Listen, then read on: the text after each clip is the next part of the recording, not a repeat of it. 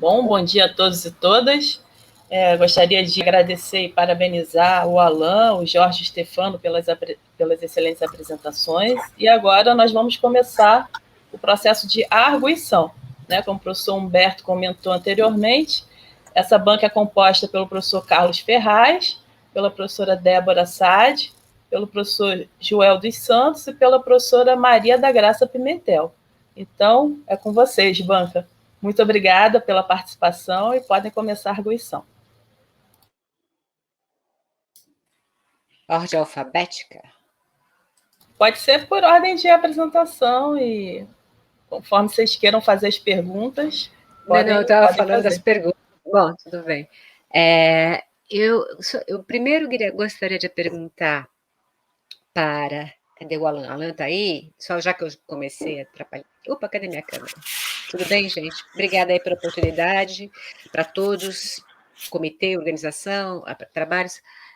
Alan, você podia me comentar a respeito... Tem um monte de perguntas aqui, tá? Mas eu vou ser rapidinho. Em relação aos trabalhos que você publicou no WebMedia 2019-2020, como é que ficou o seu trabalho? Como que ele melhorou aí ajudou na sua evolução do seu trabalho, reportado no trabalho de mestrado? Foram apresentações muito boas em 2019 e 2020, e eu dividiria meu trabalho de mestrado justamente nessas duas partes, né? Desses 2 anos que eu tive apresentações aqui no WebMedia. Em 2019, foi um artigo onde a gente fez uma caracterização da base de dados, porque a base de dados que a gente utiliza, ela foi cedida pela Cato, né, em parceria, né, entre a academia e a indústria, e foi um trabalho onde a gente analisou as questões das vagas de emprego, áreas profissionais, currículos, né, então a gente as áreas profissionais estão melhores, questões de faixa salarial, cargos, características que impactam beneficamente currículos e vagas, justamente com o intuito de entender, validar a nossa primeira hipótese, né?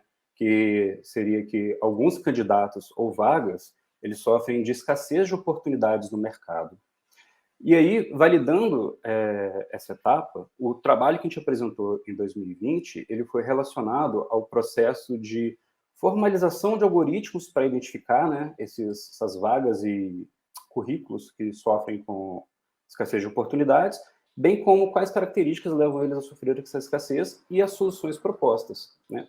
Aí, esse ano, feliz de estar aqui voltando pela 3ª vez, participando do CTD, é basicamente a união dessas 2 etapas, na conclusão do trabalho que eu defendi de mestrado. Tá, joia. Obrigada. Eu vou passar para alguém aí da banca,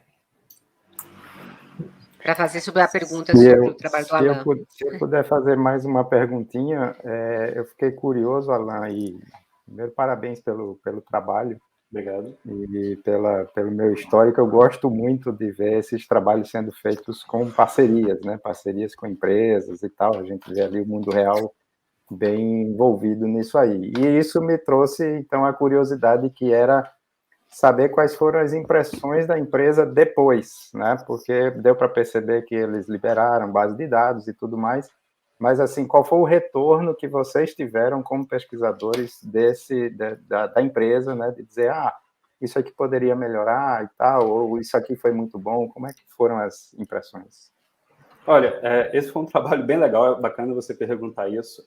Eu gostei bastante de participar desse trabalho, principalmente sentindo que ele tem um impacto social muito bacana, né, que ajudar a minimizar, né, o problema das pessoas que não encontram oportunidades no mercado de trabalho. Aproveito para dizer que esse trabalho ele também foi publicado no Expert Systems, né, Wish Applications, que tem um fator de impacto de 6,9, muito bom. E a empresa, ela implementou efetivamente essa tecnologia que a gente desenvolveu, dessa pesquisa, né? Infelizmente, eu não sei os detalhes de se eles fizeram uma medição da qualidade do impacto que isso deu dentro do sistema, só tenho os detalhes da minha tese, porque são dados sigilosos da empresa, né? Mas eu tenho alguns amigos que trabalham na Cato, na CIC, na verdade, né, que é a dona da Cato, comprou a Cato aqui no Brasil, que é uma empresa de recrutamento global, e eles estão utilizando efetivamente coisas que a gente desenvolveu lá, como o que são screen features, que são as boas features nos currículos, as appendices, que são as features que não contribuem para a melhoria, né, de matchings, a definição de o que são currículos e vagas que sofrem de escassez. Inclusive, nas minhas propostas de trabalhos futuros, eu digo que a gente deveria fazer uma análise também, separando, né, por áreas profissionais, né, aprofundando. E eu sei que tem gente lá hoje, tem alguns conhecidos meus que acho que até apresentam no WebMedia esse ano, que estão derivando novos trabalhos a partir disso que foi realizado. Então, assim, eu fiquei bem feliz, porque é legal quando você tem um trabalho junto com a indústria, né, e você vê isso sendo aplicado, né, efetivamente. Parabéns. Obrigado. Alan, vou fazer minha pergunta agora, então, em sequência. No teu trabalho, você mostra, você fez um estudo, né? Então, olhou lá tanto as vagas quanto os currículos que você identificou como tendo escassez na tua base de teste. Depois você fez as mudanças e verificou se isso melhorou os matchings para esses currículos e vagas que tinham escassez, né? A pergunta que eu fiquei era, vocês chegaram a analisar os outros currículos que antes não estavam em escassez? Como é que foi o impacto neles? Você teve uma redução muito drástica de matches? Então, será que pelo fato de alguns terem utilizado as estratégias, acabou que outros que antes estavam indo bem, né, pioraram? Acho que é por aí a minha pergunta. Certo, claro. O que acontece é o seguinte, né? Vamos pensar aqui num cenário real, né? Faz todo sentido a sua pergunta, porque quando você gera uma nova ferramenta que sugere para o usuário ali no momento do cadastro do currículo da vaga pequenas alterações que podem beneficiar o currículo dele, você não sabe se aquele cara vai sofrer, né, com uma ausência de oportunidades ou não, então você está fornecendo uma alteração para todo mundo. Mas o que a gente verificou, principalmente no processo de caracterização, é que vagas e currículos, né, que não sofrem de match, eles já têm uma estrutura muito boa. Então, por exemplo, a gente verificou que os currículos tendem a ser mais mal escritos do que as vagas. Porque as vagas, normalmente, elas são escritas por profissionais do setor, né, que sabem muito bem o que estão procurando, e elas são muito concisas, né, elas têm um contexto muito definido do que você quer. E, geralmente, a pessoa, quando escreve um currículo, muitos candidatos, né, não têm essa expertise de escrever um currículo, né, vamos dizer até que é um tipo de literário, não sei, que eu poderia falar isso, eles costumam colocar tudo, né? Então, por exemplo, a pessoa coloca lá que ela foi programadora Java, foi cientista de dados, e aí ela fica com uma vaga, ela fica com um currículo muito generalista. O que a gente identificou é que os currículos e vagas que não sofrem de escassez, eles já costumam ser mais bem escritos e a gente não sugere tantas alterações para ele. Então, eles sofrem um impacto muito pequeno. Quando a gente mede isso no pessoal que sofre de escassez, é que a gente consegue observar lá, igual nos resultados apresentam, né, uma melhoria de mais de 50% desse pessoal deixando de estar, né, em cenário de escassez, e com mais de 70% de melhoria nos matches que eles têm dentro do sistema. Então, assim, só para concluir, o impacto no pessoal que não sofre de escassez, ele é mínimo, seria muito pequeno relacionado com o resto do pessoal. Mas, ainda assim, gera um ganho muito pequeno. Eu não vou saber te falar ele aqui de cabeça agora, mas eu posso até olhar depois, se for preciso. Bom dia a todos. Obrigada aí, Janice e Humberto, pelo convite para participar. Alan, parabéns pelo trabalho, bem interessante. Como o Carlinhos já saltou, essa questão da parceria com empresas é algo que é bastante valorizado, né? Então, você está de parabéns, seus orientadores também por isso. A minha pergunta tem a ver um pouco com a comparação da sua proposta com os trabalhos relacionados da literatura, porque, pelo que eu percebi, a sua avaliação, né, você compara diferentes features, né, e os ganhos que elas trazem. Você poderia falar um pouco, então, sobre essa comparação da proposta com outras similares da literatura? Então, esse é um ponto muito interessante, porque essa foi uma dificuldade muito grande que nós tivemos nesse trabalho, e foi, inclusive, um ponto que foi muito apontado por reviews em artigos que a gente publicou, né? Que nós não encontramos, foi um trabalho inédito, nós não encontramos outros trabalhos que fizessem exatamente o que nós estávamos fazendo. Então, a gente teve que criar uma metodologia de avaliação e adaptar alguns algoritmos existentes, como de feature selection, para nós realizarmos nossa avaliação. Então, a gente desenvolve duas métricas, né, que é a distância relativa, ou seja, a gente verifica os currículos e vagas alterados, qual a distância deles, né, antes e depois das nossas alterações, para os outros matches que eles tinham, né? Então a gente verifica que há um aumento da distância, e a gente verifica a perturbação, porque a gente desenvolveu também essa métrica, porque originalmente a gente não deveria fazer tantas alterações no currículo, né? E um usuário tende a não aceitar tantas alterações também durante o processo. Então, foram as duas métricas que nós avaliamos. E nós pegamos alguns métodos, né? Como, por exemplo, a gente pegou uma remoção aleatória de features, né? Então, assim, se a gente remover features aleatoriamente do currículo, ou só removemos, por exemplo, features que são ruins que nós identificamos, a nossa solução tem que ser melhor do que uma remoção acrítica, né, que é uma remoção de features aleatórias. E também utilizamos o Random Forest, né, para a gente identificar o poder de caracterização das features e fazer essa remoção dessas features para verificar se nossos métodos são melhores. Então, assim, concluindo também a sua pergunta, a gente não tinha uma avaliação exatamente precisa e similar ou uma outra estratégia que fizesse o que a gente faz na literatura. Então, nos nossos trabalhos selecionados, a gente tem um estudo muito grande dos algoritmos de sugestão mesmo de currículos, né? A forma como de sistemas de recomendação e classificação funciona, mas nada muito específico na linha que a gente trabalhou. Ou pelo menos até quando eu trabalhei no mestrado, a gente não tinha nenhum trabalho semelhante.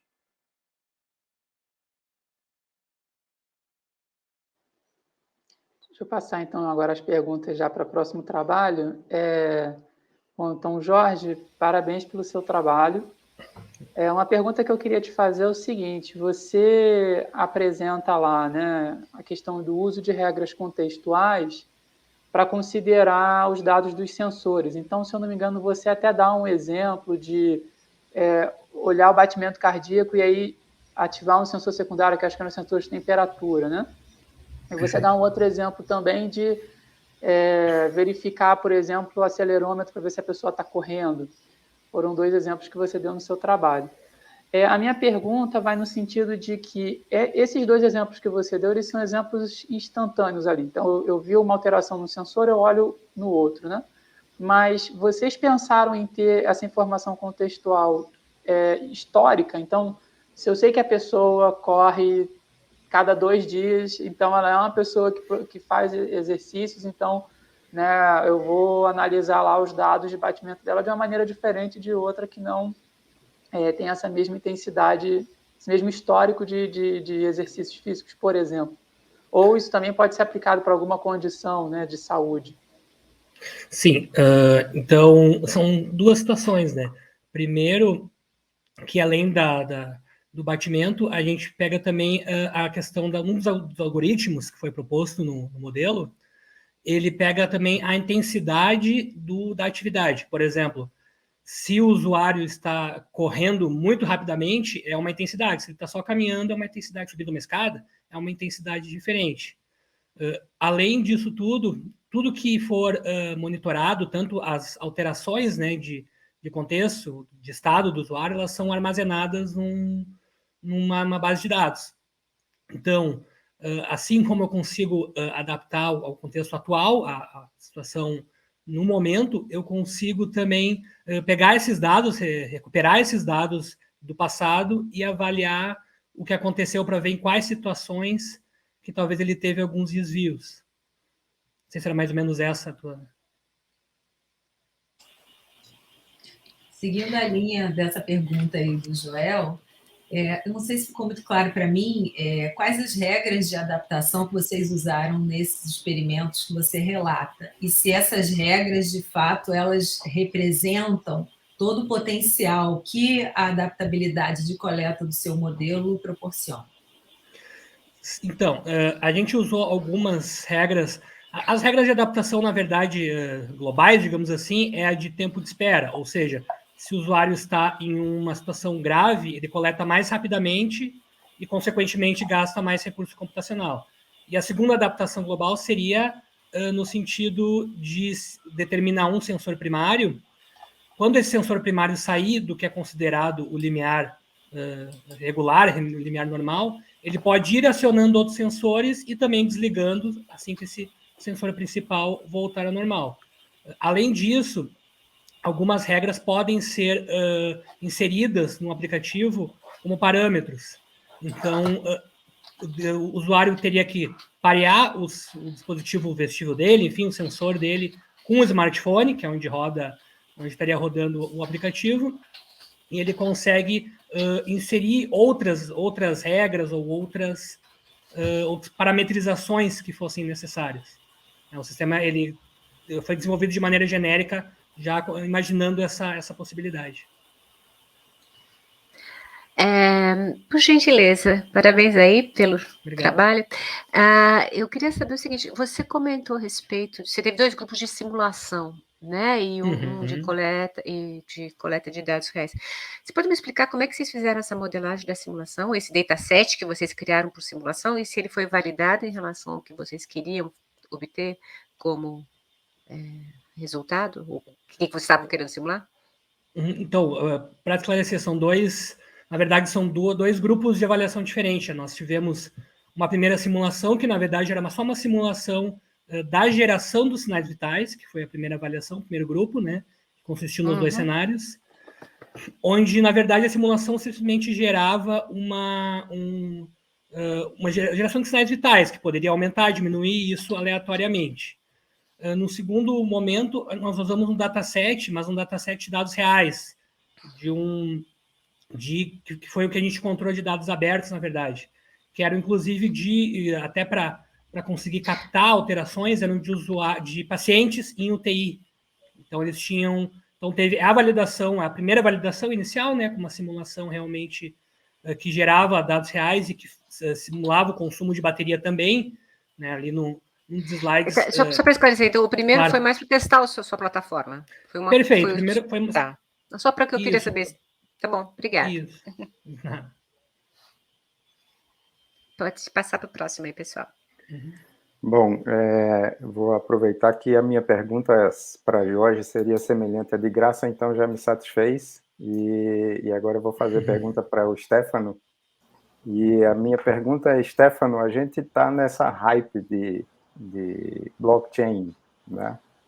E eu queria que você falasse para a gente qual foi efetivamente a justificativa para usar blockchain no trabalho de vocês, e se vocês pensaram em algum momento em fazer algum tipo de comparação com coisas já convencionais, tipo um X509, por exemplo, resolveria talvez boa parte dos problemas que vocês estavam querendo implantar. Qual a justificativa para blockchain? Sim, olá a todos. A justificativa, né, é justamente ter não ter algo centralizador, né? Então, a ideia é que, ao unificar esses sistemas utilizando a plataforma proposta, né, com que dentro dela tem uns blockchain, é justamente você descentralizar, né? Então, a ideia é que cada sistema possa conversar com o outro e as informações serem garantidamente, né, confiáveis, né? Porque o principal problema de você integrar sistemas que não se conversam entre eles é justamente isso, porque alguém pode interferir em um deles e acabar danificando os outros também, né? Que causa ao causar essa integração, né? Você pode, a partir de um, acabar afetando o outro também, né? Ficou claro?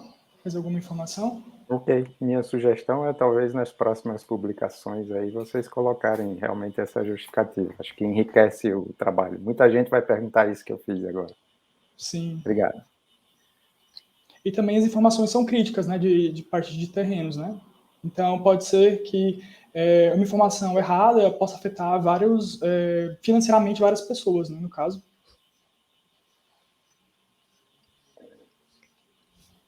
Próximo. Eu pergunto, então.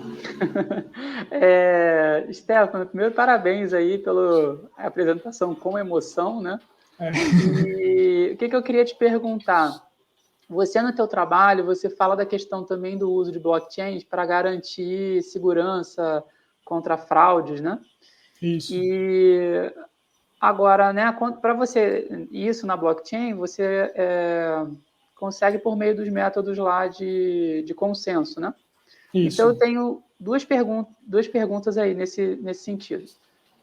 Primeiro, qual método você usou? Não ficou muito claro se foi o Proof of Work que você utilizou no trabalho. E aí, qual é o benefício, né? Qual é a motivação lá para os teus nós que vão fazer aquele papel de minerador não fraudarem um bloco que eles estão inserindo na rede. E a segunda pergunta que tem a ver, então, agora no caso com o Proof of Work normalmente você tem uma demanda de energia muito alta para manter lá uma rede blockchain. Como que você vê, então, isso como um impeditivo ou não para a adoção de blockchains em cenário de Smart Cities? Certo. Primeiramente, né, a ideia é que o mecanismo de consenso vai de acordo com o tipo de blockchain que é utilizado. Nós temos um blockchain público, que, como o Bitcoin, ele utiliza o Proof of Work, porque ele não tem como garantir que os nós são verdadeiros, né? Não tem nenhuma confiança inicial naqueles blocos. Então, atualmente, o Ortus ele utiliza o Proof of Work, muito parecido com o Bitcoin, né? Então, fechou um bloco, no caso, ele fecha um bloco, quando termina já começa a fechar outro, né? Ele tem a ideia que ele, acabando o processo, já começa o outro, automaticamente, pegando as transações que tem lá. Então, ele não tem a pausa de 10 minutos, né, no Bitcoin. Ele espera 10 minutos para fechar o bloco. Ele acabando um, já começa o próximo, que tiver. Se não tiver, ele revolta né, no loop, né? Isso. A ideia é que o Ortus ele passe a ser, né, um blockchain privado, ou seja, os nós que estão dentro da rede, eles possam ter uma primeira validação, né, verificação. Então, com isso, a ideia é que passe a utilizar o algoritmo bizantino. E com isso melhora, né, a parte do tempo e o custo computacional de você ter blockchain para cidades inteligentes. Esse é os próximos passos, que é justamente isso que eu estou trabalhando agora no doutorado, né? É fazer que o Ortus ele tenha algoritmo, né, bizantino, e o problema é gerenciar, né, a integração desses sistemas, né? Porque você tem que ter um gerenciamento deles para entrar na rede e para que eles também possam ter o motivo, né, de fazer esse gasto computacional, né?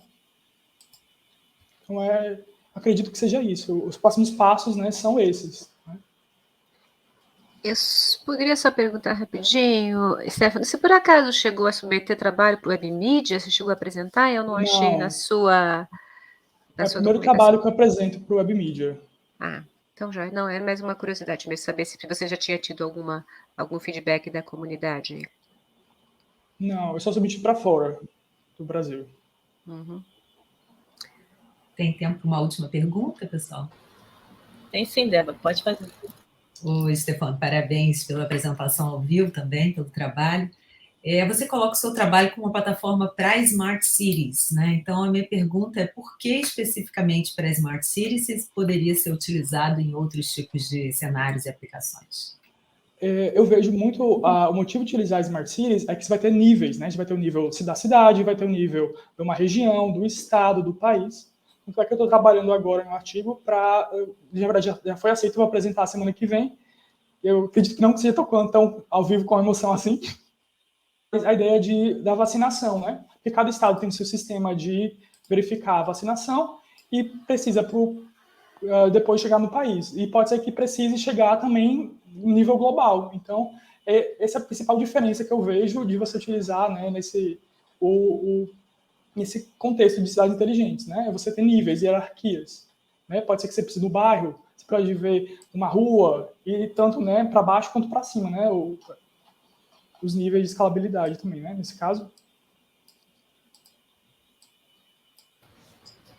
Maravilha. Mais alguma questão para o Stefano? Não? Então, queria agradecer a todos os avaliadores, a todos os mestres, né? Foram excelentes colocações. E, no caso, vamos encerrar essa primeira sessão agora, são 11h30, retornaremos às 11h35, tá bom? Muito obrigada a todos e até logo. Tchau, tchau. Até daqui a pouco.